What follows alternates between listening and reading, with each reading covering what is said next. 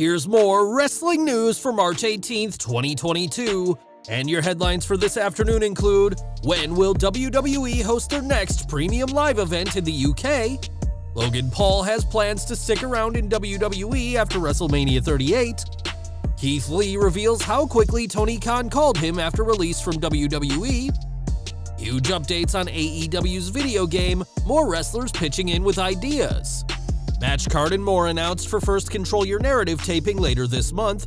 Settlement talks stall in lawsuit between Vince McMahon and XFL Commissioner Oliver Luck. Update on possible crossover Supershow between AEW and New Japan Pro Wrestling, and more. We're kicking off today with news from across the pond as WWE has a rabid fan base in the UK, but it's been many years since they hosted a premium live event. The last time WWE held a premium live event that was aired outside the UK was SummerSlam 1992, but there's been rumors in recent years of the company going back. Now, those rumors may have been confirmed as WrestleVotes reports that WWE plans on hosting a live event on September 3rd at Principality Stadium in Cardiff, Wales. Interestingly, the WWE schedule currently has Saturday, September 4th reserved with the location and name to be announced later, but it looks like their plans have changed and they are going with that Saturday instead. Having the show happen this weekend will also mean it'll go up against AEW All Out, though a location for that event is yet to be announced. These are still tentative plans and things could change, but after 30 years of waiting, the UK fans may be getting a premium live event once more. At WrestleMania 38, Logan Paul will team with The Miz to face the Mysterios in the first official wrestling match for the YouTuber. Paul also appeared at last year's WrestleMania and has made a handful of appearances since then, and now may have an even bigger role with WWE. Speaking with Alex McCarthy of TalkSport, Paul said he has a good relationship with Vince McMahon and said that the WWE chairman is like a stepdad to him. Speaking about future plans with the company, Paul said he's enjoyed getting creative with WWE and said that he'd love to get involved with more stuff behind the scenes if he could get the approval from Vince McMahon. Paul also didn't dismiss a possible full-time in-ring career with WWE, but said that it's up to the fans, who can either love him or hate him as long as they're not indifferent. There's a history of on-screen performers joining WWE's backstage team, as actor Freddie Prinze Jr. served as a WWE writer for a few years, and perhaps Logan Paul will be here to stay after WrestleMania 38. Last month, Keith Lee made his debut for AEW, earning himself a spot in the Face of the Revolution ladder match. Released from WWE in November 2021, fans were shocked to see the talented former NXT champion be cut from the company, but Vince McMahon's loss was Tony Khan's gain. Speaking on AEW Unrestricted, Lee discussed how Khan initiated their talks and didn't wait long before speaking to the Limitless One. That release from WWE happened, and within 3 days, Tony found a way to get in touch with me. I was actually really impressed with that, considering we had never spoken before. Lee quickly added that the two didn't talk about a contract, so it didn't violate his non-compete clause with WWE, and added that seeing Adam Cole join the company was also a large factor in his decision to join last month. After an impressive time in NXT and underwhelming Raw run, Lee seems very happy in AEW, though it remains to be seen if he can reach the same heights he once had in the Black and Gold brand. Over to AEW as the company hopes to have their new console video game out this year, and there's been some huge developments on this massive project. In a new report from Fightful Select, it's noted that there will be a storyline for the new game, similar to My Rise in WWE games, and that some of AEW's roster have given their input for the storylines. It was also noted that several members of the Ukes team that helped create the popular Raw vs. SmackDown video games are also a part of this story mode process. While Ukes are known to be the developer of the new console video game, no publisher has been announced, and it's believed that once the publisher has been confirmed, then AEW will start moving to release more vital information, such as a release date. Whenever the new game comes out, it'll be available to play on PS4, PS5, Xbox One, and Xbox Series XS, and given the popularity of AEW's on-screen product, expect copies to sell out fast. On this week's AEW Dynamite, fans were treated to multiple title matches, the in-ring debut of Jeff Hardy, and an incredible steel cage main event. But one thing fans didn't see is CM Punk. After joining the company last year, Punk has become a mainstay of weekly TV, and given his popularity both in AEW and before joining the company, it's not hard to see why. Punk also won't be around for tonight's edition of Rampage, and many fans are wondering as to why he's not been around this week. In the Wrestling Observer newsletter, Dave Meltzer explained what's kept Punk from AEW TV this week, and it's not due to an injury or any grievances behind the scenes. CM Punk will be part of the filming of the second season of the TV show Heels on Starz. Filming is over the next several weeks. That may be why he wasn't on either show taped in San Antonio this week. On the show, Punk plays dastardly territorial wrestler Ricky Rabies and works alongside Arrow star Stephen Amell. After wrapping up a fantastic feud with MJF, Punk deserves some time to rest and recover, but instead, he's keeping plenty busy in the ring, just not AEW's ring. In December 2021, Jeff Hardy ran out of a WWE live event, and at the time, many thought his erratic behavior was the result of alcohol.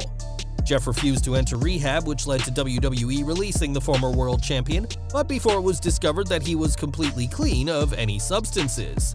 Now Jeff is in AEW, and on the latest edition of The Extreme Life of Matt Hardy, Jeff spoke about the incident that led to his departure and was pleased with how it went down. The best way I can describe my journey the last few months in WWE was like glimmers of hope. Maybe I still do have something. The last glimmer of hope was Survivor Series, which was really good. It came down to me and Seth Rollins. I was killing it, almost won, and the crowd was so behind me. I felt like one of the most popular babyfaces in WWE because the crowd was so with me. Then there were other times where I just felt like a ghost, roaming the halls like, why am I even here? I don't feel important. I kept doing my deal and would show up and do whatever they wanted me to do. I've never been a pot licker, so I don't go out of my way to try and get a certain spot or achieve a certain status. That night in Edinburgh, Texas, I finished my heat, I took the heat, and I said, I'm ready to go. Went over the rail, disappeared into the crowd. Naturally, they think I took something like drugs or whatever, but I didn't. If it was that bad, I should have never went out there. That's the way I see it. I thought, just another unpredictable thing I can do and I'll get away with it. It was more serious than that. It was one of the smartest things I've ever done because everything worked out so perfectly, mainly because my first day in AEW, I felt valuable for the first time. The care and love I was shown, I got chills thinking about it. In WWE, it just felt like they wanted to keep me there to sell action figures. I put so much love and joy in painting my face. When I see it come out and immortalized in an action figure, I'm like, that's why I do this, it's so cool. That's one thing I'm super excited about in AEW, my first action figure with the face paint. Interestingly enough, in the same interview, Jeff said he didn't like being kept in WWE just to be used by the company to sell action figures, as his merch would often be a top seller for the company no matter how he was being used. Jeff debuted for AEW on the March 9th Dynamite immediately after his 90-day non-compete clause expired, and he certainly seems much happier now, especially with his brother by his side. This month, Control Your Narrative had their first event, and on March 31st will host their first taping in Dallas, Texas.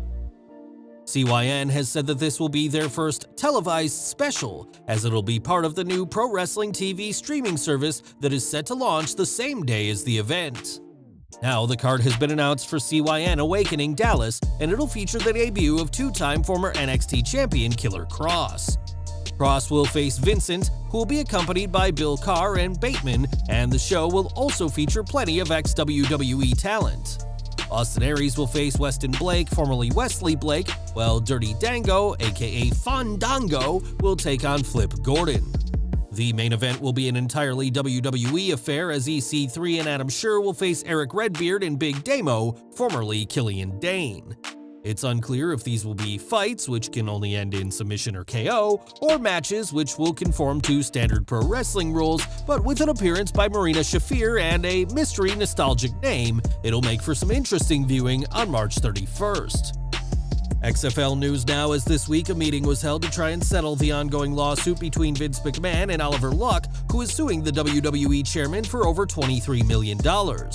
Luck claims that he was wrongfully terminated as XFL commissioner when the league ended early in 2020, while McMahon claims that Luck violated his contract with his actions, including using an XFL phone for personal use and signing a player with previous NFL suspensions. We now know that the talks this week went on for 5 hours and included both McMahon and Luck being present, but after all this time, no settlement was reached. It now seems more likely that the case will reach their trial date in July, as after 2 years since Luck initiated the suit, there's still no ending in sight for either side. Each week, Rhea Ripley makes an Impact entrance on Raw, stomping the ground to excite the crowd. The former Raw Women's Champion has certainly earned a ton of fans since coming to WWE, but one person in particular thinks her entrance looks very familiar. When WWE shared a video of Ripley's entrance alongside Liv Morgan on this week's show, Batista responded in the comments saying the entrance seems familiar somehow.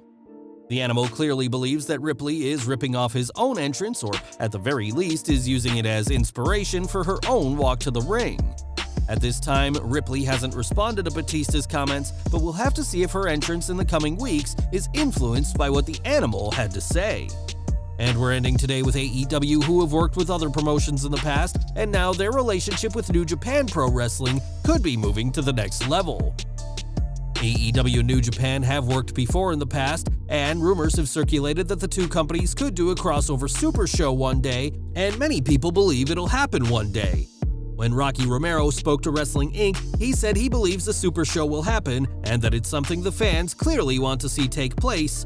He added, "It is definitely still really difficult for us because we are two touring brands in two different countries. We've got the US touring brand and the Japanese touring brand, which is constantly touring. It's just hard logistic-wise for sure. But if AEW is open to it, I think New Japan would be open to it as well."